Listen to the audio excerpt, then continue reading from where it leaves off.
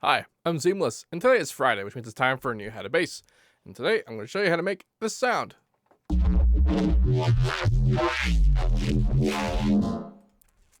Fun stuff in here. So, the way this works is that this is beginning its life as a harmor.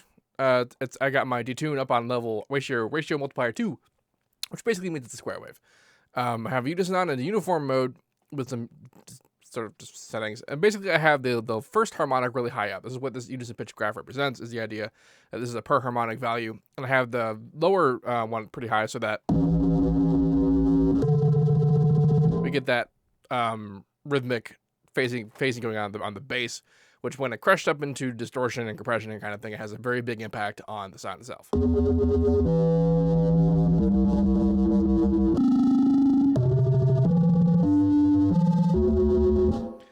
And then a little bit of other things, like other unison amount up on the other harmonics and difference amount, so that it gets this sort of phasey changes because of the phase cancellation. It's uneven across harmonics.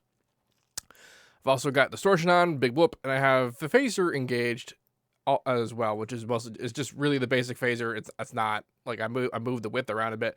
That's just set the taste. There's not a huge amount going on there beyond just causing big holes in the spectrum when it gets crushed up against stuff, causes interesting movement. So what's it get crushed up against? Well, I have these three parallel bandpass filters. They are set to steep 8 each, so they're pretty sharp, and they're all adding up to this compressor. Now, as well, I have different effects on each of them. I have a reverb, a chorus, and a flanger on each three of them. So that means that like this one's only got this band that has that effect on it, and when they move around, they're not moving around independently, which is to say they're not sticking to their own side. They're crossing over. They're just going around in places. So it's causing an interesting relationship in that regard.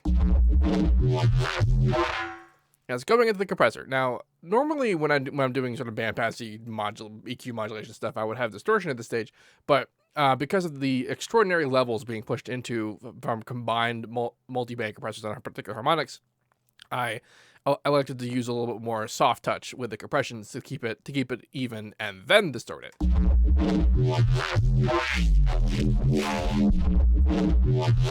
Not a huge amount going on the compression other than just slamming it pretty hard. And then it's being distorted with just a big old saturation curve. And then a regular bandpass with the order 2 going on the default, regular, not much else. And then also the same thing, default, regular, band stop, just one. Being sent into compression once more. Now, all the compressors, I'm also doing a little bit of stereo changing, where the low I'm keeping pretty far to mono, and then mid and high on the last compressor are okay, but the mid and high on the first compressor are being pushed up a bit. On Harmor, I do have stereo engaged a little bit on the unison. However, remember, this is only applying itself on harmonics that don't really have a lot of unison. It's not going to have a lot of panning. So the panning is mostly the result of these individual effects, which are different because they're all on individual bands. So like where they are in the band is going to determine like which frequencies have the which have reverb, which have chorus, and which have the flanger, which is mostly just chorus in a different way. So it does create a very interesting and a little bit more random than usual set of results. It's a pretty fun sound. Anyway, it's really not a huge amount that's like groundbreaking with this. It's just sort of an idea that did have a neat result that I just kind of wanted to show off a bit because I thought it was cool.